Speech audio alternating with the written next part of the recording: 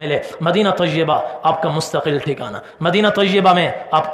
کی قبر مبارک، آپ کی تربت مبارک۔ نبی کریم صلی اللہ علیہ وسلم نے مدینہ طیبہ کی کہ بڑے فضائل ارشاد فرمائے۔ ایک روایت میں آپ نے فرمایا لوگ ادھر ادھر بھاگیں گے، والمدینۃ خیر لہم لو کانوا یعلمون، کاش لوگوں کو پتہ چل جائے ادھر ادھر جانے سے مدینہ طیبہ میں رہنا کہیں بہتر ہے، کہیں بہتر ہے۔ پھر فرمایا لا يدعها احد رغبتا عنها الا ابدل اللہ فیہا خیر منہ، جو تنگ دل ہو کر،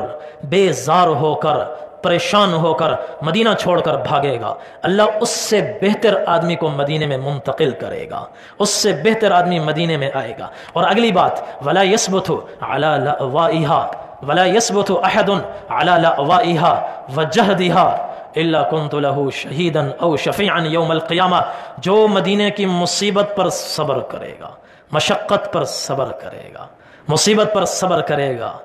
زبان نہیں کھولے گا، پی جائے گا، سہ جائے گا، شکوہ نہیں کرے گا کہ ہمارے تو کمرے کا اے سی نہیں چل رہا، ہمیں تو کھانا صحیح نہیں مل رہا، ہمیں تو فلاں مصیبت ہے، ہمارے کمرے میں 3 کی گنجائش ہے، انہوں نے 4 بیڈ لگا دیے ہیں، اور ہمارے کمرے میں الیکٹرک کیٹل نہیں ہے، ہمارے کمرے میں فلاں چیز کی ضرورت نہیں ہے، صفائی نہیں ہے۔ اگر یہ چیزیں نہیں ہیں تو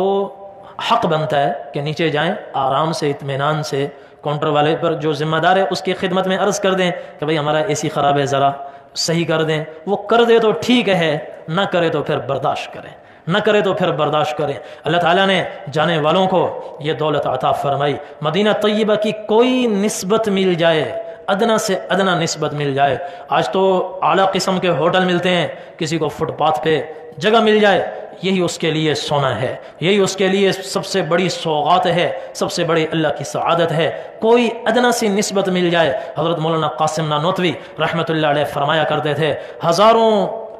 آرزویں ہیں لیکن بڑی آرزو ہے یہ کہ ہو سگانے مدینہ میں میرا شمار، کہ ہماری سب سے بڑی آرزو یہ ہے کہ مدینے کے کتوں میں ہی ہمارا شمار ہو جائے، مدینے کے کتوں میں ہی ہمارا شمار ہو جائے۔ بعض لوگوں کو اس پر اعتراض ہے کہ انہوں نے یہ کیسے کہہ دیا، اللہ نے اشرف المخلوقات بنایا۔ اشرف المخلوقات ہے لیکن اشرف، اس کا مقام اشرف تب ہوگا جب ایمان ہو، اللہ کی اطاعت ہو، فرما برداری ہو، ورنہ یہ اگر اپنے مقام کو نہ پہچان سکا، گر گیا، تو اللہ تعالیٰ دوسری جگہ فرماتے ہیں اولئک کالانعام بل ہم اضل، پھر یہ کتوں سے بھی بدتر ہے، جانوروں سے بھی بدتر ہے،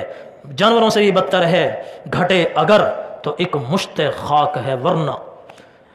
جگر مراد آبادی کہتے ہیں کہ انسان اگر اپنے مرتبے سے گر جائے تو اس کی حیثیت مشت خاک سے زیادہ نہیں ہے،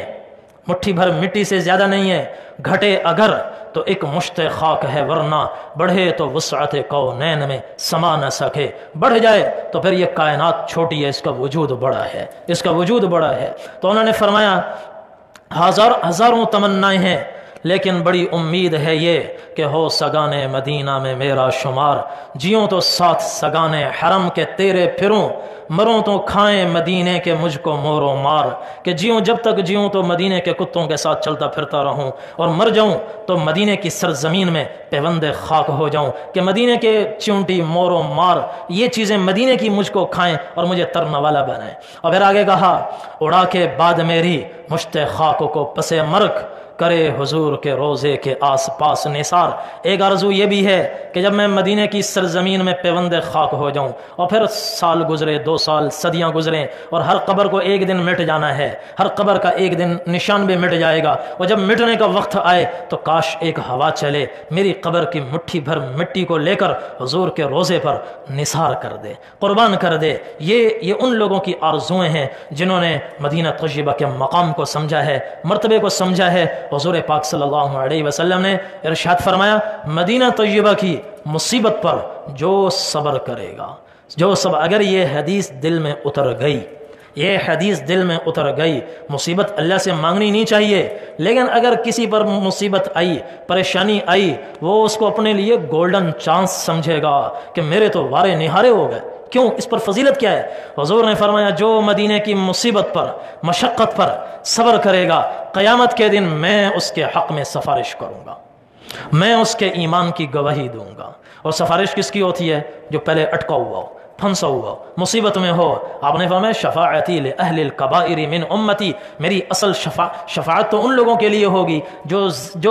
धरती पर कबीरा गुनाह करते मर गए और तौबा भी नहीं की, मेरी असल सिफारिश तो उनके लिए होगी। यानी अगर ये आदमी जो मदीने की मुसीबतें पी गया, सब्र कर गया, बर्दाश्त कर गया, किसी से शिकवा ना किया और ज़िंदगी भर वापस आकर भी किसी से शिकवा ना किया, मदीने की तारीफ़ें ही करता रहा, मदीने के लोगों की तारीफ़ें करता रहा, मदीना ऐसा है, मदीना ऐसा है, नगमे गाता रहा और तकलीफ़ों को बर्दाश्त कर गया, अल्लाह ताला हुज़ूर पाक सल्लल्लाहु अलैहि वसल्लम को क़यामत के दिन उसका शफ़ी बनाएंगे। ये आदमी अगर कबीरा गुनाह करते मर गया, बग़ैर तौबा के चला गया और क़यामत के दिन फ़रिश्तों ने इसको ज़ंजीरें पहना दी, गले में तोक डाल दे, घसीटने लगेंगे जहन्नुम की तरफ, अल्लाह के नबी बीच में आड़े आ जाएंगे, फरमाएंगे इसको छोड़ दो, मैं इसके हक़ में सिफारिश करता हूँ, और अल्लाह हुज़ूर की सिफारिश को रद्द नहीं फरमाएंगे। हुज़ूर सल्लल्लाहु अलैहि वसल्लम की सिफारिश को रद्द नहीं फरमाएंगे। कितना बड़ा